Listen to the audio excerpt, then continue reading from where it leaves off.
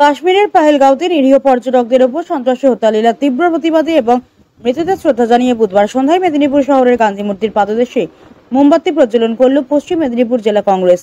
তার আগে একটি মোমবাতি মিছিল শহর পরিক্রমা করে।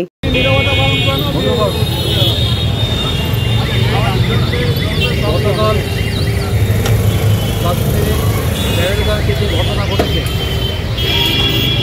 নিজস্ব পর্যটকদের উপরে জঙ্গিদের যে বর্বরিত হানা, সেই হানাতে 28 জন নিরীহ পর্যটকের মৃত্যু হয়েছে। পশ্চিমবঙ্গের পর্যটকতার সঙ্গে মারা গেছে। আমরা ভারতীয় জাতীয় কংগ্রেস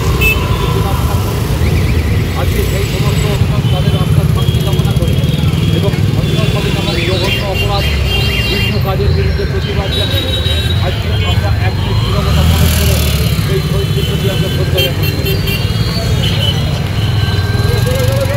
একটু নামার মোমবাতিগুলো দেখা যাচ্ছে।